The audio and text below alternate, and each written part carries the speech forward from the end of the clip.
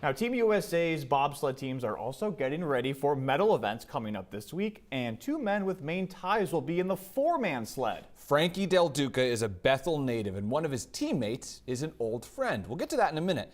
So how did Frankie go from running track to driving a bobsled? He says it truly comes from a need for speed.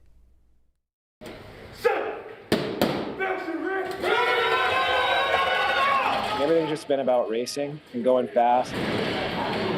Speed. It'll get your heart racing. Racing is in Frankie Del Duca's heart. That's my connection to the soul. The Bethel, Maine native and University of Maine track alum is competing in his first Olympics in Beijing. All my passions wrapped into one adrenaline-fueled package, and now I made the team, and it's like hard to fathom, really.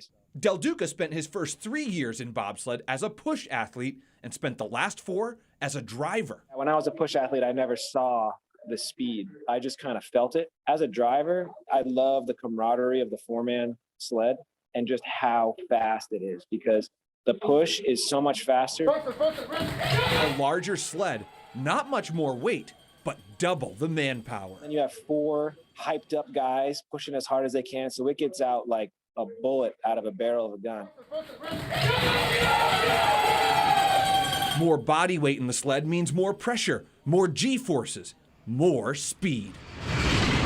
Yeah, we've hit 97 in Whistler. On that four-man team, his former UMaine track teammate, James Reed. Those are two of the best track and field athletes ever at the University of Maine. One of their former college coaches, Dave Casano, remembers Frankie and James very well.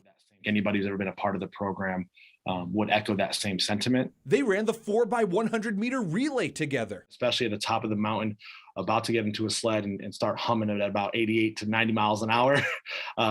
Trust and belief in one another will be a huge factor. It was Coach Casano's short stint in bobsled and the techniques he brought to track practice that got them into the sport. There was a little bit of a sprinkle in those guys' ears at some point, I guess. And, you know, I'm not sure exactly why I made them go do it, but they're obviously representing our country and our state and my alma mater, their alma mater. So I couldn't be more proud of them.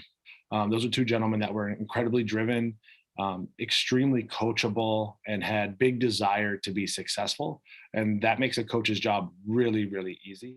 My competitive drive and that internal fire that I had as a kid is as large as it's ever been. And I don't anticipate ever wanting to stop. As long as I can remain competitive and as long as I can be healthy, I'm going to be doing this sport. Time for Frank Del Duca taking home the gold here today.